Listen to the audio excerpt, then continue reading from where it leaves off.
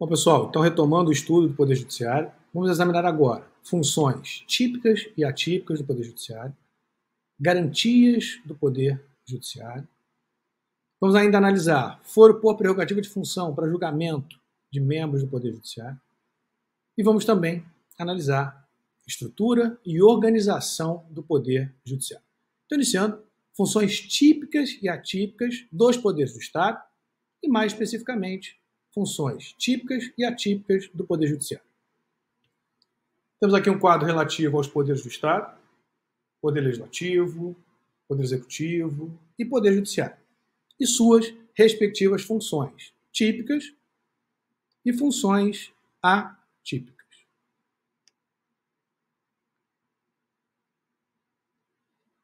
No Poder Legislativo, nós temos como funções típicas a função legiferante, editar leis e atos normativos de caráter genérico, abstrato, impessoal, cogente. Função, portanto, legiferante.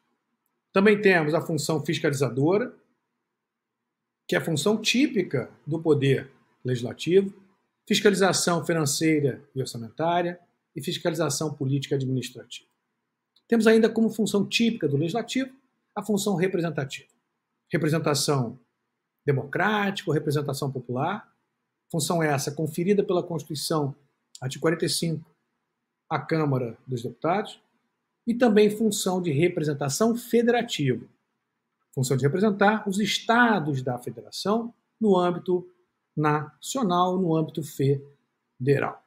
Função essa estabelecida no artigo 46 da Constituição, conferida aos senadores, ao Senado Federal. Funções atípicas do Poder Legislativo, função administrativa, administrar seus próprios serviços, seu próprio pessoal, e chama atenção para a função atípica de julgar. Por que chama atenção? Porque o sistema de freios e contrapesos estabelecido na Constituição Federal, ele possibilita que membros do Poder Judiciário, vamos ver quais, possam ser julgados, no caso de crimes de responsabilidade, pelo Senado Federal. Então, o Senado Federal pode julgar atipicamente crimes de responsabilidade cometidos por integrantes de determinado órgão do Poder Judiciário. Vamos examinar mais adiante. Mas função atípica do Poder Legislativo, administrar e julgar. Poder Executivo, funções típicas, conhecido como função administrativa, executiva, função de chefia de Estado, função de chefia de governo. Função como chefe de governo, atos de governo e atos de administração. Funções atípicas, legislar, por exemplo, quando o chefe do executivo edita medidas provisórias, e julgar em processos administrativos, sem cunho de definitividade. Já o Poder Judiciário, objeto do nosso estudo, tem como funções típicas julgar. A função jurisdicional. E aqui um detalhe importante, em concreto e em abstrato. E função atípica, olha lá, legislar e administrar. Então, o Poder Judiciário também legisla atipicamente e também administra atipicamente. Sua função típica, função de julgar, função jurisdicional, em concreto e também em abstrato.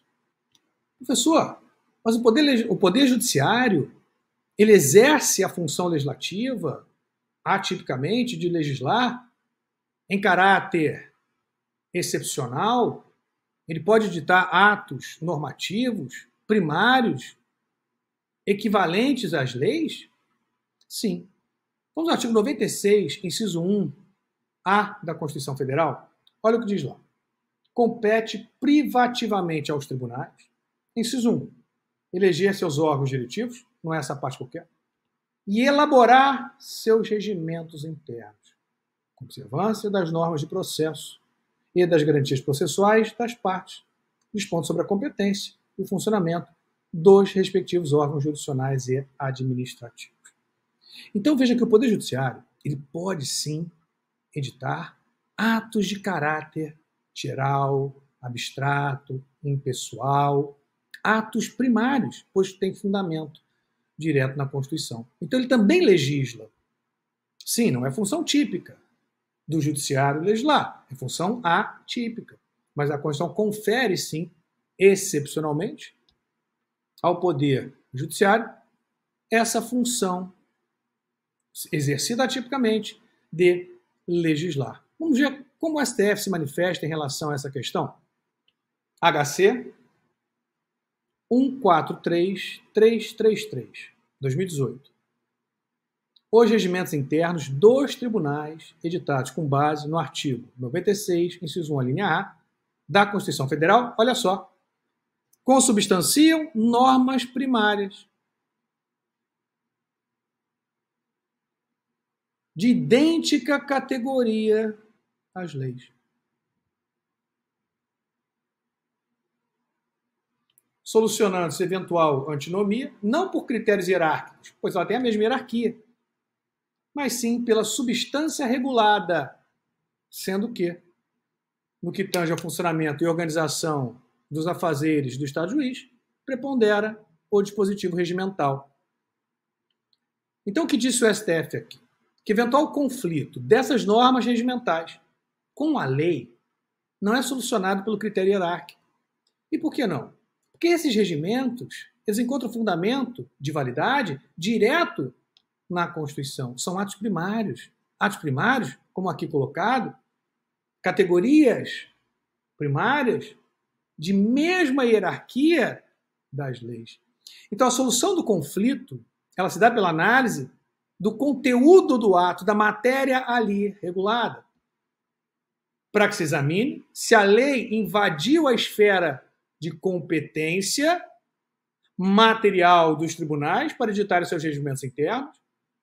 Então, o legislador estaria invadindo uma competência dos tribunais, regulando matéria que não pode ser por ele regulada, por ele, leia-se legislador, ou, eventualmente, os tribunais tenham invadido matéria de competência do legislador, editado normas regimentais em relação à matéria que cabe ao legislador regular via edição de lei. Então, muita atenção agora, por exemplo, com o artigo 22, inciso 1. Olha lá. Compete privativamente à União legislar, leia-se ao próprio Poder Legislativo, ao Congresso Nacional, sobre direito civil, comercial, penal, e aqui chama a atenção processual. Eleitoral, agrário, marítimo, aeronáutico, espacial e do trabalho. Então, os tribunais, o Poder Judiciário, não podem editar normas regimentais que tratem de matéria processual. A matéria tem natureza processual quando ela diga respeito ao contraditório, à ampla defesa, ao devido processo legal, questões relativas a direitos, ônus que regulam aquela relação processual. Isso não pode ser objeto de regulamentação pelos tribunais, por regimentos editados pelos tribunais. Contudo, os tribunais podem sim editar normas de caráter procedimental. Então veja que interessante. Se você tem uma lei, por exemplo, regulando norma procedimental, viola competência do Poder Judiciário. Que matéria de procedimento é competência do Judiciário. Então, nesse conflito entre uma lei que regule norma procedimental e o regimento que regule norma procedimental, prevalece o regimento. Pois a matéria procedimento é matéria de competência regulamentar do Poder Judiciário. Agora, se o Poder Judiciário edita um regimento, tratando de matéria de natureza substancialmente processual, ele está invadindo uma competência do Poder Legislativo do Congresso Nacional. Inconstitucional seria o regimento nesses termos, portanto. Vamos ao STF. Trago duas decisões para vocês. ADI 5440 e ADI 2970. Veja a ADI 5240. 5240, acho que eu falei 54, né? 5240. O ato normativo, sob o crivo da fiscalização abstrata de constitucionalidade, contempla, em seus artigos 1º, 3º, 5º, 6º e 7º, olha aqui, normas estritamente regulamentadoras de procedimento. Legal. Procedimento legal, não processo de habeas corpus instaurado perante o juiz de primeira instância. Em nada exorbitando ou contrariando lei processual vigente, restando assim inexistência de conflito com a lei, o que torna inadmissível o ajuizamento de ação direta de inconstitucionalidade para sua impugnação, porquanto atos do CPP não gera o ato, ou melhor, o status, desculpe, do CPP, não gera violação constitucional, posto legislação infraconstitucional. Não é o CPP parâmetro para o controle de constitucionalidade. O CPP é norma infraconstitucional. As disposições administrativas do ato impugnado sobre a organização do funcionamento das unidades jurisdicionais do Tribunal de Justiça situam-se dentro dos limites de sua autogestão. 96, inciso 1, a linha A. Fundada diretamente na Constituição, admitindo, argumentando, impugnação pela via da ação direta de inconstitucionalidade, mercê de materialmente inviável à demanda. Então, veja, está dito aqui, primeiramente, que o CPP não pode ser parâmetro para o controle de constitucionalidade. É norma infraconstitucional. E tem o mesmo status que esse regimento. E o regimento, por ser ato primário, pode, ele sim, ser objeto de ADI, em que pese, nesse caso, não haver qualquer inconstitucionalidade, pois a matéria é de competência dos tribunais e não de competência do Poder Legislativo. Então, a primeira questão importante nessa decisão é que não se pode alegar violação do regimento em relação ao CPP. CPP não é norma constitucional ou com status constitucional. CPP não integra o bloco de constitucionalidade.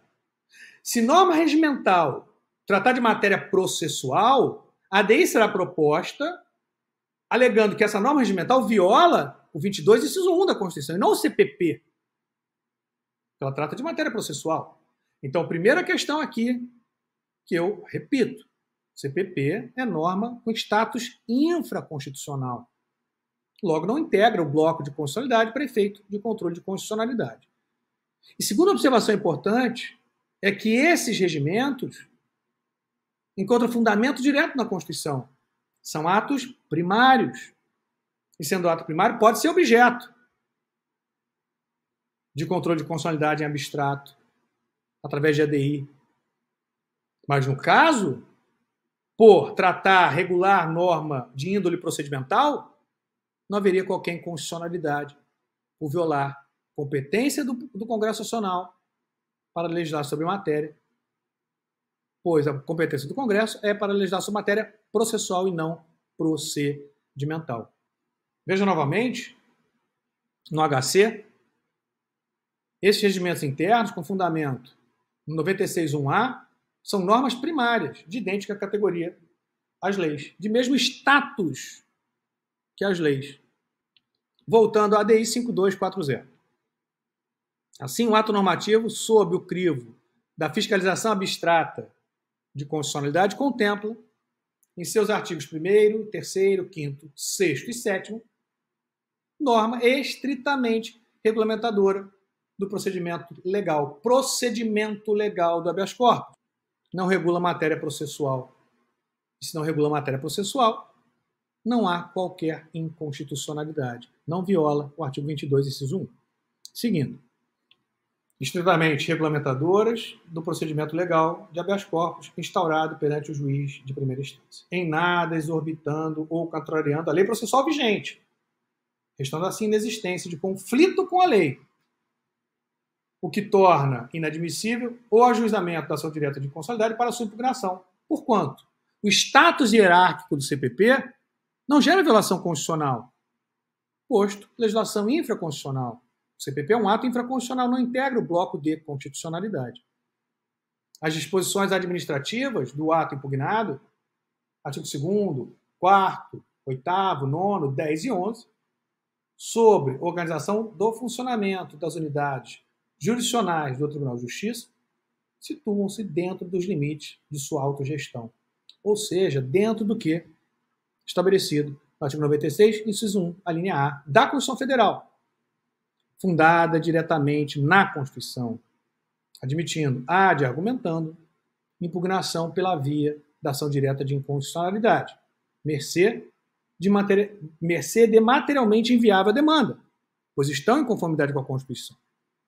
Em caso, a parte do ato impugnado que versa sobre as rotinas cartorárias e providências administrativas ligadas à audiência de custódia, em nada ofende a reserva de lei. Então não há aqui reserva de lei ou norma constitucional. A DEI 5240, relatoria ministro Luiz Fux, 28/8/2015, publicado em 1º de fevereiro de 2016. Segunda decisão, a DEI 2970. Com o advento da Constituição de 88, delimitou-se de forma mais criteriosa o campo de regulamentação das leis e dos regimentos internos dos tribunais, cabendo a estes últimos o respeito à reserva de lei federal para edição de regras de natureza processual. Então, reserva de lei para edição de regras de natureza processual. 22, inciso 1. Bem como as garantias processuais das partes, dispondo sobre a competência e funcionamento dos respectivos órgãos jurisdicionais e administrativos, 96, 1A.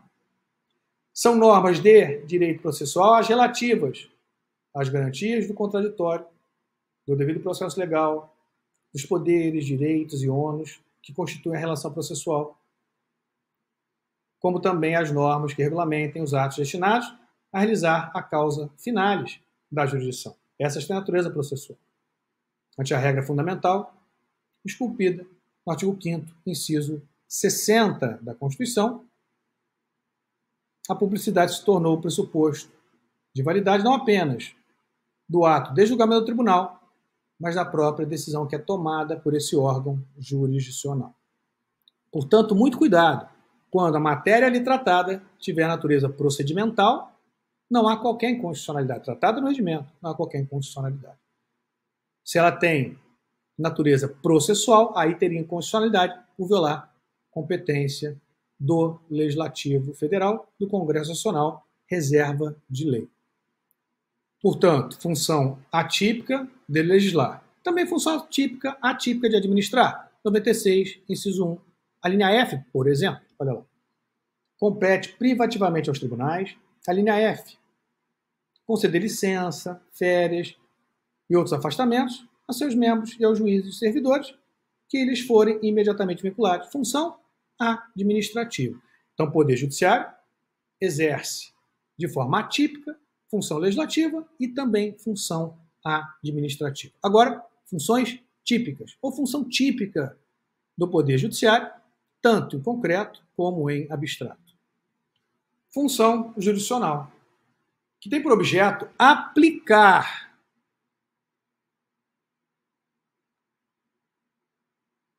o direito ao caso concreto com a finalidade de dirimir conflitos de interesse, pacificação.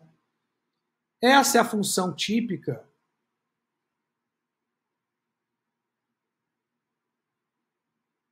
própria do Poder Judiciário, clássica do Poder Judiciário. Porém, o Poder Judiciário também possui como função típica a função jurisdicional,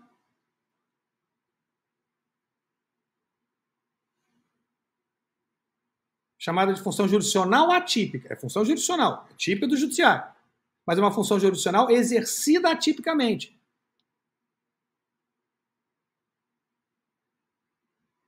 Por quê? Porque você não tem caso concreto. Em abstrato. Julgar a constitucionalidade de atos editados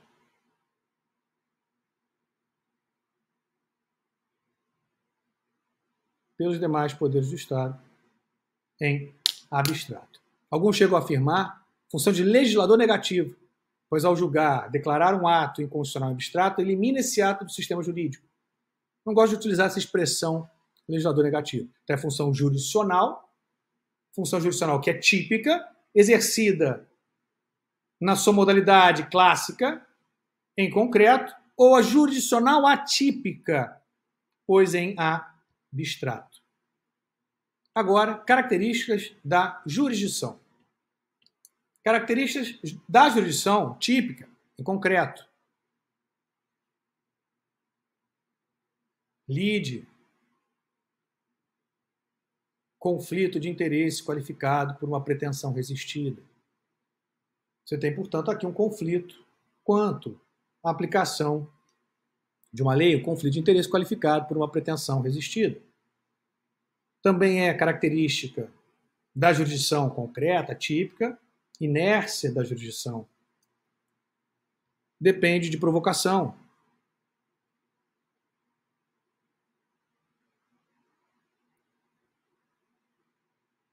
E, por fim, definitividade.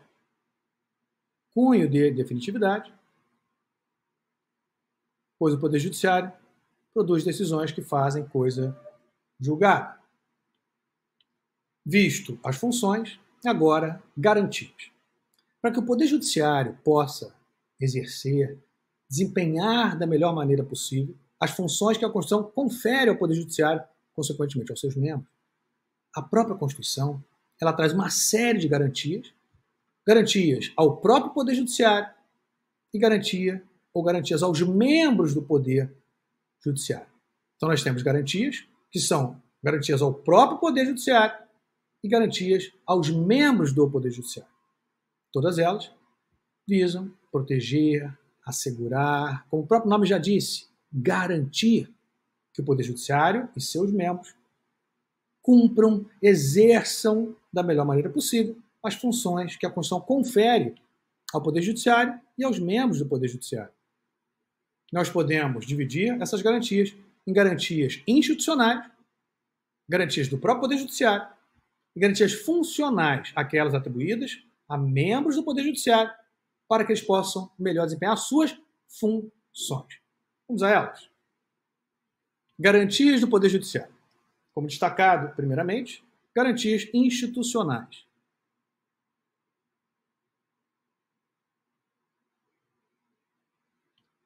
Por exemplo, autonomia orgânica e administrativa.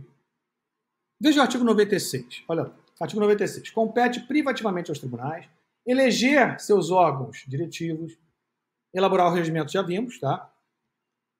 Com observância de normas de processo e garantias processuais das partes, isso quanto ao regimento, tá? Mas eleger seus órgãos diretivos, dispondo sobre a competência e funcionamento dos respectivos órgãos jurisdicionais e administrativos, organizar, estruturar, organizar suas secretarias, serviços auxiliares e dos juízos que lhe forem vinculados, velando pelo exercício da atividade correcional respectiva, promover na forma prevista na Constituição os cargos de juiz de carreira da respectiva jurisdição, propor a criação de novas varas judiciárias. A linha E, prover por concurso público de provas ou de provas e títulos, obedecido o disposto na Constituição, os cargos necessários à administração da Justiça, exceto os de confiança assim definidos em lei. Então, veja lá, garantia institucional que assegura a autonomia orgânica e administrativa.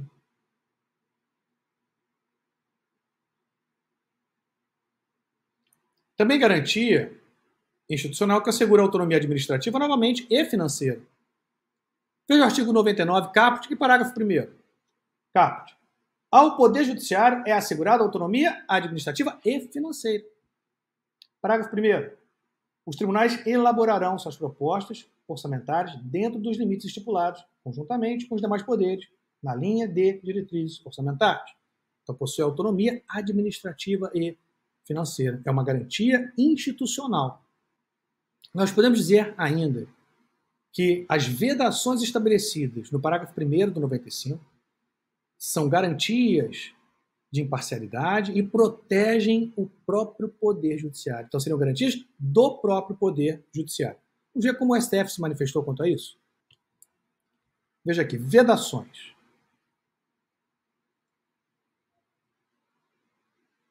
Garantia de imparcialidade.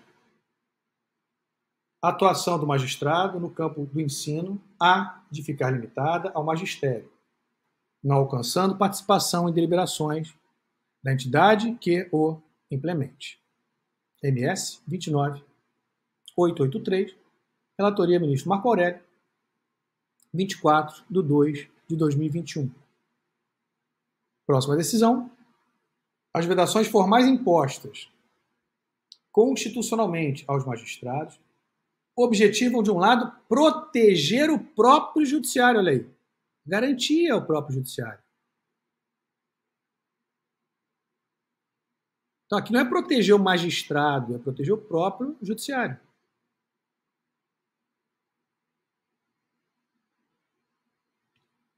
De modo que seus integrantes sejam dotados de condições de total independência, imparcialidade.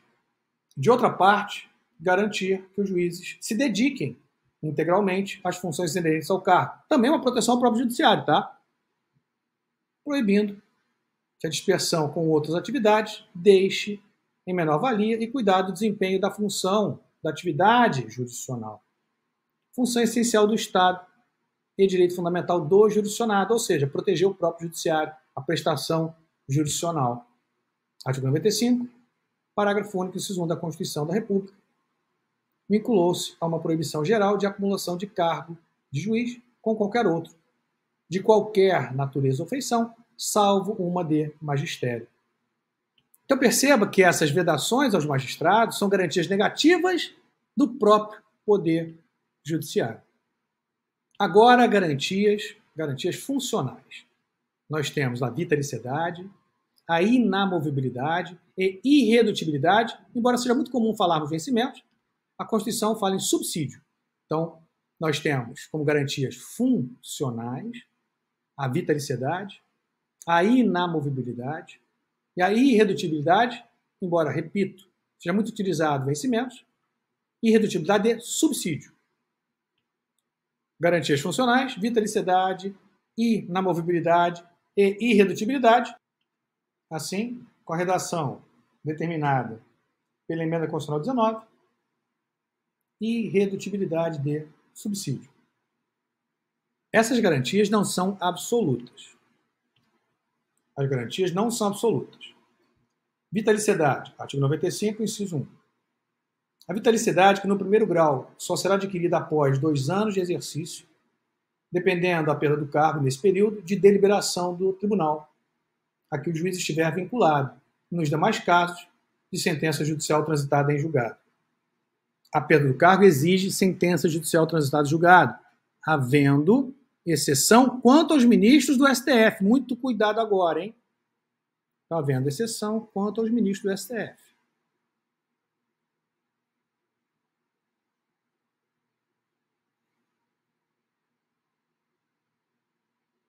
Que poderão perder o cargo também por decisão do Senado Federal, decisão política nos crimes de responsabilidade.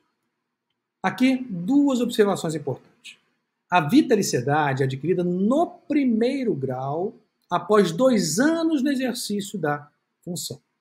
Já nos tribunais, é adquirida de forma imediata. Então, um advogado nomeado para o tribunal adquire vitaliciedade imediatamente. Não se aplica a exigência de 2 anos.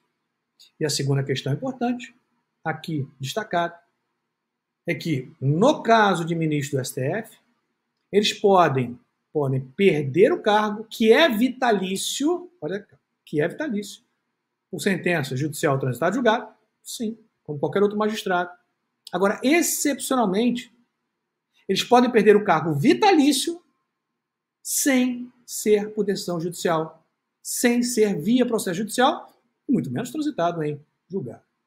Por processo, veja, por crime de responsabilidade político, cuja competência para processar e julgar é do Senado Federal. Veja o artigo 52, inciso 2 da Constituição.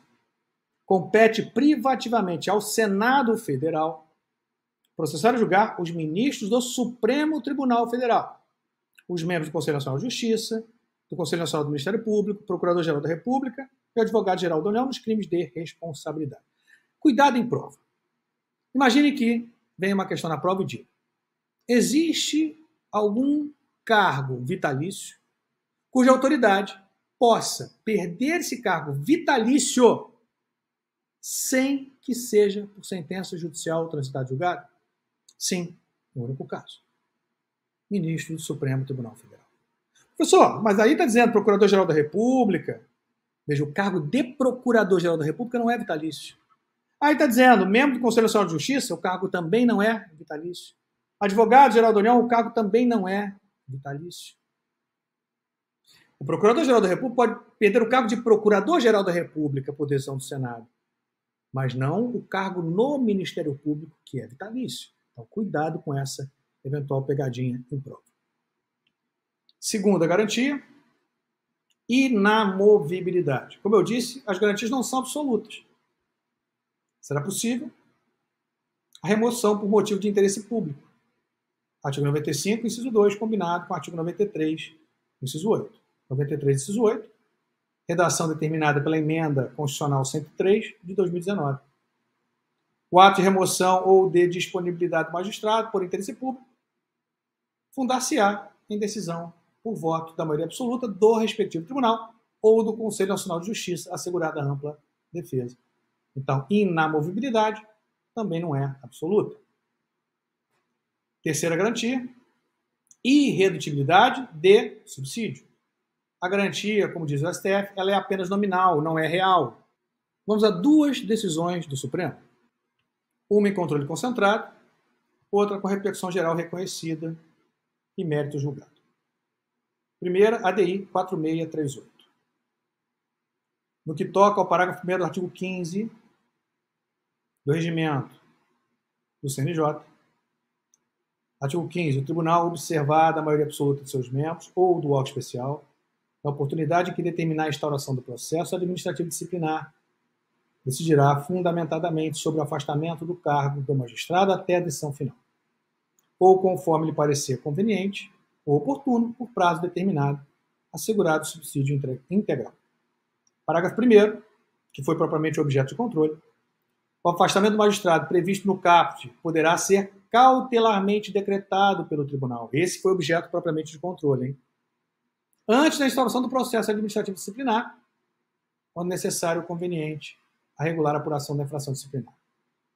Convém salientar que tal dispositivo está em flagrante descompasso com a Carta Magna, visto que o CNJ, ao arrepio desta, cria, mediante mero ato normativo, nova hipótese cautelar de afastamento de magistrado.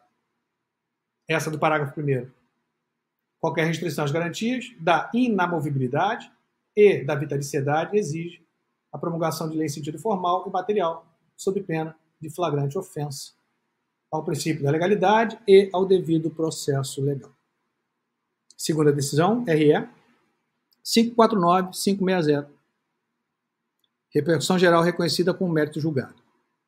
Aposentadoria do magistrado, ainda que voluntária, transfere a competência para processamento e julgamento de eventual ilícito penal para o primeiro grau de jurisdição. Aqui eu trago importante questão, temos inclusive decisão do STJ, quanto ao foro por prerrogativa de função para julgamento de desembargadores. Vamos à questão? Veja aí, artigo 105 da Constituição Federal, inciso 1, a linha A. Compete ao STJ, então compete ao STJ, foro por prerrogativa de função no STJ, processar e julgar originariamente, a linha A, nos crimes comuns, os governadores dos estados e do Distrito Federal, e nestes e nos de responsabilidade, os desembargadores, dos tribunais de justiça dos estados e do Distrito Federal.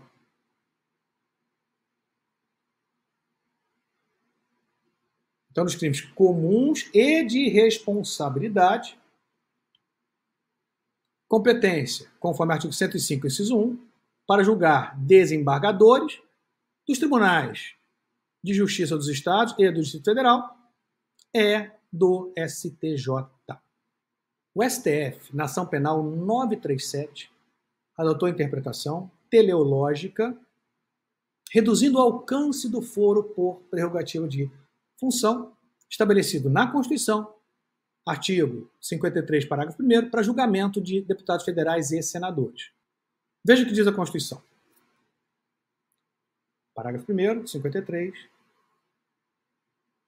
Os deputados e senadores, desde a expedição do diploma, serão submetidos a julgamento perante o Supremo Tribunal Federal. O STF, analisando o foro por prerrogativa de função de deputados federais e senadores, assim definiu. Ação penal 937. O plenário firmou as seguintes teses. O foro por prerrogativa de função, e agora, muita atenção, aplica-se apenas aos crimes cometidos durante o exercício do cargo e relacionados às funções desempenhadas. Do contrário, se não for cometido durante o exercício do cargo ou não tiver relação às funções desempenhadas, essas condições são cumulativas, não incide o foro por prerrogativa de função, devendo deputados federais e senadores serem julgados na primeira instância. E B. Aqui, na B, nós temos uma hipótese de prorrogação de competência perpetuácio.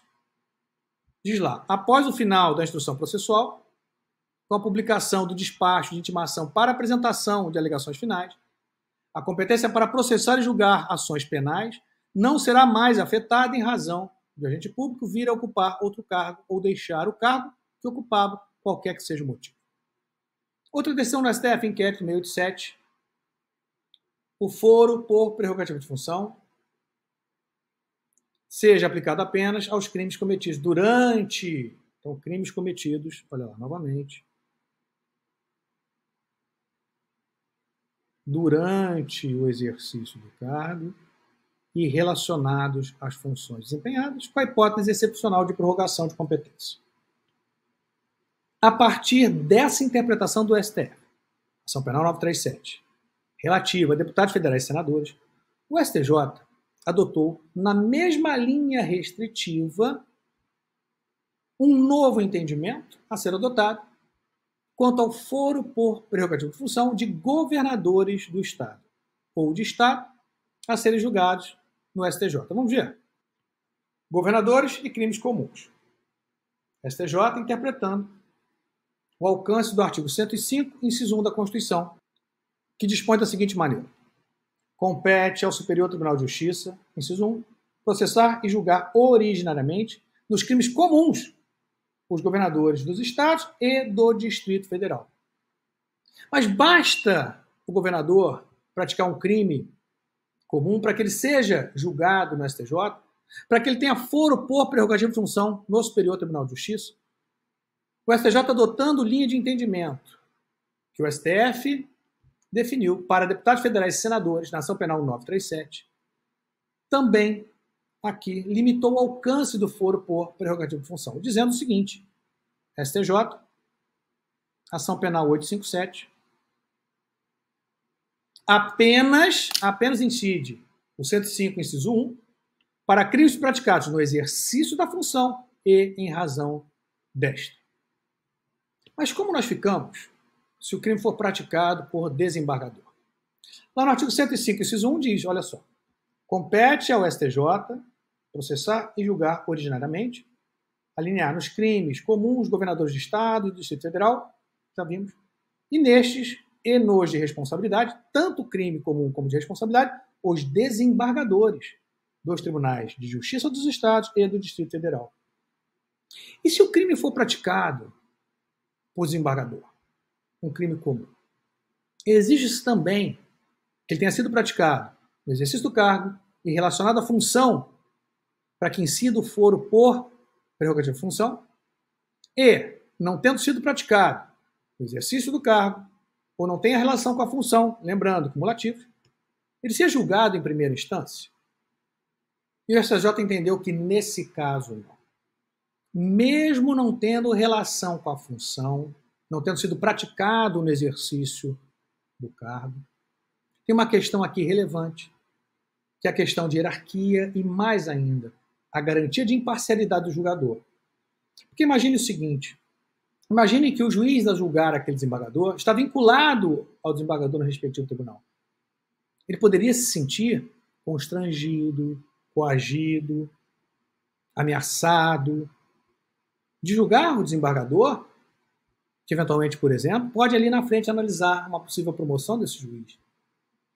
Então, no caso de desembargadores, mesmo não tendo relação com a função, mesmo não tendo sido praticado no exercício do cargo, ele permanece com foro por prerrogativa de função no Superior Tribunal de Justiça, tendo em conta essa ideia de hierarquia e para garantir a imparcialidade do julgamento.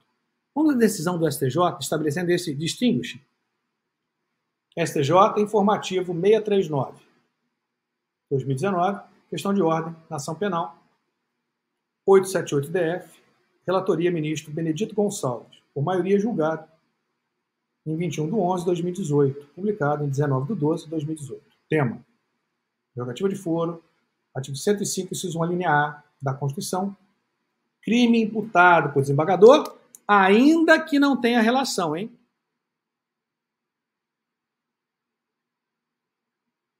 Olha o distinguish. Competência originária do STJ. Inaplicabilidade do entendimento do STF, fixado na ação penal 937. O Superior Tribunal de Justiça é o tribunal competente para o julgamento nas hipóteses em que não fosse a prerrogativa de foro, o desembargador acusado houvesse de responder à ação penal perante o juiz de primeiro grau vinculado ao mesmo tribunal. Cinge-se a controvérsia, a saber, se o desembargador que responde pela prática, em tese, de delito de lesão corporal tem ou não prerrogativa de foro. O crime que é imputado ao réu não tem relação com o exercício do cargo, de modo que, a princípio, aplicando-se o precedente do Supremo, no julgamento da questão de ordem na ação penal 937, não teria o réu foro no Superior Tribunal de Justiça. Porém, quanto aos membros da magistratura nacional, pode-se afirmar que as razões subjacentes à norma constitucional que estabelece foro por prerrogativa de função vão além daquela considerada pelo STF, a de que o titular da prerrogativa de foro possa exercer suas funções de forma livre e independente. E que, em se tratando de acusado e de julgador, ambos membros da magistratura nacional, pode-se afirmar que a prerrogativa de foro não se justifica apenas para que o acusado pudesse exercer suas atividades funcionais de forma livre e independente. Pois é preciso também que o julgador, olha só, possa reunir as condições necessárias ao desempenho de sua atividade judicante de forma imparcial. Essa necessidade se revela como um privilégio do julgador ou do acusado. Ou melhor, não se revela como privilégio, desculpe, do julgador ou do acusado, mas como condição para que se realize a justiça criminal. Então não é privilégio do julgador ou do acusado, mas é uma condição necessária para que se realize de forma imparcial e efetiva a própria jurisdição criminal. Ser julgado por juiz com duvidosa condição de se posicionar de forma imparcial, olha lá, afinal, violaria a pretensão de realização de justiça criminal de forma isonômica e republicana. A partir desta forma de colocação do problema, pode-se argumentar que, caso desembargadores acusados de prática de qualquer crime, com ou sem relação com o cargo de desembargador, viessem a ser julgados por juiz de primeiro grau vinculado ao tribunal, ao qual ambos pertencem, se criaria, em alguma medida, um embaraço ao juiz de carreira. Isto porque, consoante a disciplina jurídica aplicável, os tribunais locais, por meio de seus desembargadores, promovem sua própria gestão e correcionam as atividades do juiz de primeiro grau de jurisdição, além de deliberarem sobre vitaliciamento, e efetuarem a movimentação do juízo na carreira por antiguidade ou merecimento, e até autorizarem ou não o juiz a residir fora da comarca, ou mesmo fruição de licença, férias e outros afastamentos. Neste contexto, normativo constitucional é de se questionar se resultaria em credibilidade ou eventualmente em descrédito à justiça criminal a sentença prolatada por juiz de primeiro grau que estivesse a apreciar se o desembargador que integra seu tribunal há de ser considerado culpado ou não culpado pela infração a ele imputada. Muita atenção, portanto, com esse distinguish do STJ quanto ao foro por prerrogativa de função para julgamento dos desembargadores, mesmo que o crime imputado não tenha qualquer relação com a função. Agora, organização e estrutura do Poder Judiciário. No artigo 96 da Constituição, diz que são órgãos do Poder Judiciário, hein? Integram a estrutura orgânica do Poder Judiciário. Supremo Tribunal Federal, como órgão de cúpula, Conselho Nacional de Justiça. O CNJ é, portanto, órgão do Poder Judiciário, hein? Superior Tribunal de Justiça, Tribunal Superior do Trabalho, Tribunais Regionais Federais e Juízes Federais, Tribunais e Juízes do Trabalho, Tribunais e Juízes Eleitorais, Tribunais e Juízes Militares, Tribunais e Juízes dos Estados e do Distrito Federal e Territórios. Então, são órgãos do Poder Judiciário, integram a estrutura orgânica do Poder Judiciário, esses órgãos indicados no artigo 96 da Constituição. Então, muita atenção, o CNJ ele é órgão do Poder Judiciário, integra a estrutura do Poder Judiciário, embora, já antecipando, não tenha função jurisdicional. Veja como se manifestou o STF na DI 3367. São constitucionais as normas que, introduzidas pela Emenda 45, instituem e disciplinam o CNJ como órgão, grife, administrativo do Poder Judiciário. Então, são órgãos, ou melhor, é órgão do Poder Judiciário.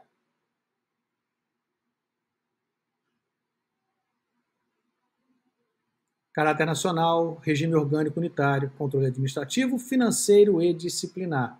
Não possui função jurisdicional, hein? Então, função administrativa ou de controle administrativo, financeiro e disciplinar. Órgão interno ou externo. Conselho de Justiça, criação por Estado-membro, inadmissibilidade. Falta de competência constitucional. Os Estados-membros carecem de competência constitucional para instituir, como órgão interno ou externo do Judiciário, conselho destinado ao controle da atividade administrativa, financeira ou disciplinar da respectiva Justiça. Então, apenas por emenda constitucional, emenda 45. Órgão de natureza exclusivamente administrativa. Atribuições de controle da atividade administrativa, financeira e disciplinar da magistratura. Competência relativa apenas aos órgãos e juízes situados hierarquicamente abaixo do STF. Então, abaixo do STF. Está aqui detalhe importante, hein? Uma competência relativa apenas aos órgãos e juízes situados hierarquicamente abaixo do STF. Preeminência deste como órgão máximo do Poder Judiciário sobre o Conselho. Então, o Conselho não pode julgar ministro do STF, cujos atos e decisões estão sujeitos a seu controle jurisdicional. Inteligência dos artigos 101 caput, inciso 1, a linha R, e 103b, parágrafo 4º da Constituição Federal. O STJ, por uma questão de hierarquia, estrutura organizacional e hierárquica, não tem nenhuma competência sobre o STF e seus ministros, sendo este o órgão máximo do Poder Judiciário Nacional a que aquele está sujeito. Isso é visualizado no próprio 96. Então, veja o 96. Óbvio que não vai poder aqui. Não. O Conselho Nacional de Justiça fiscalizar o STF, mas aqui sim, daqui para baixo. Então, o STF está fora do âmbito de incidência do CNJ. Agora, estrutura do Poder Judiciário. Estrutura do Poder Judiciário. Quanto à organização, podemos falar em órgão de convergência, e órgãos de superposição. Assim, quanto à organização, órgãos de convergência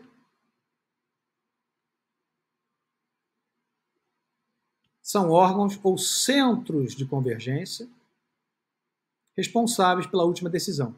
Tem por fim unificar o entendimento nas causas de competência de sua respectiva justiça especial.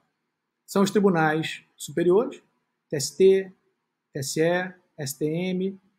O STJ é responsável pela unificação da interpretação de normas infraconstitucionais oriundas da Justiça Federal ou locais, e o STF, responsável pela unificação na interpretação constitucional. Então, órgãos de convergência,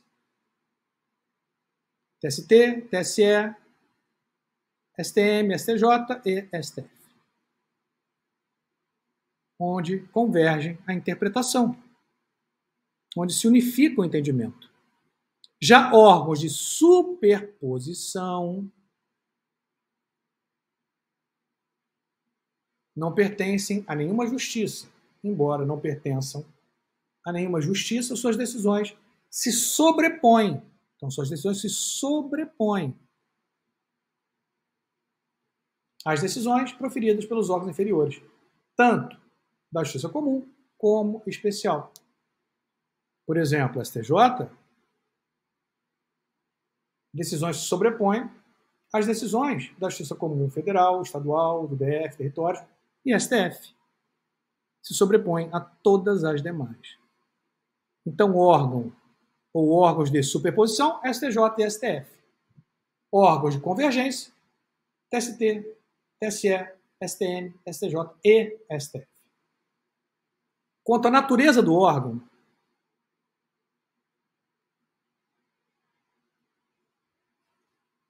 podemos falar em nacional, federal e estadual.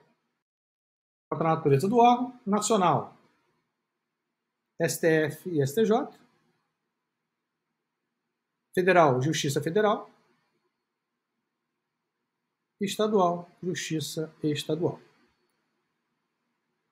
Por fim, quanto à competência, Justiça Comum e Justiça Especial. Justiça Comum,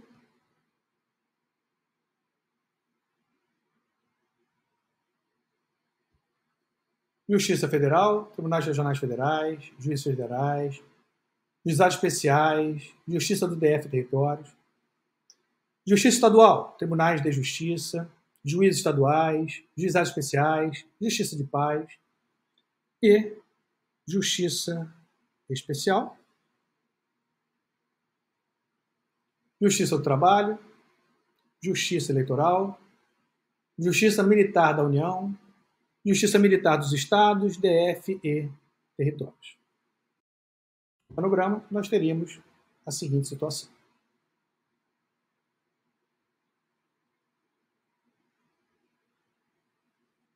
Vamos agora à decisão do Supremo.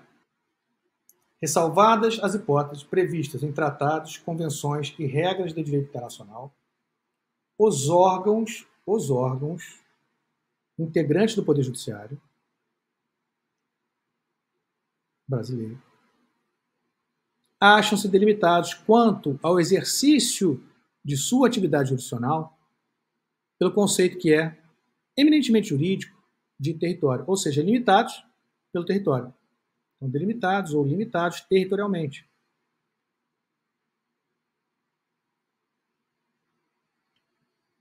É que a prática da jurisdição, por efeito de autolimitação imposta pelo próprio legislador doméstico de cada Estado nacional, submete-se em regra ao âmbito de validade espacial do ordenamento jurídico positivo interno. O conceito de jurisdição encerra não só a ideia de potestas, mas supõe também a noção de império, a evidenciar que não há jurisdição onde o Estado juiz não dispõe de capacidade para impor, em caráter compulsório, a observância de seus comandos ou determinações. Nulla jurisdiction sine império. Nula jurisdição sem império. falece poder ao STF para impor a qualquer legação diplomática estrangeira sediada em nosso país o cumprimento de determinações emanadas desta Corte, tendo em vista a relevantíssima circunstância de que, em salvadas situações específicas, não estão elas sujeitas, em regra, à jurisdição do Estado brasileiro. A questão do exercício por juízes e tribunais nacionais do Poder Jurisdicional, a jurisdição, embora teoricamente limitável no âmbito espacial, há de ser exercida, em regra, nos limites territoriais do respectivo Estado, no caso do Estado brasileiro, em consideração aos princípios da efetividade e da submissão. Assim, nula jurisdiction sine imperio. Bom, pessoal, ficamos por aqui. Abraço grande a todos, bom estudo e sucesso sempre.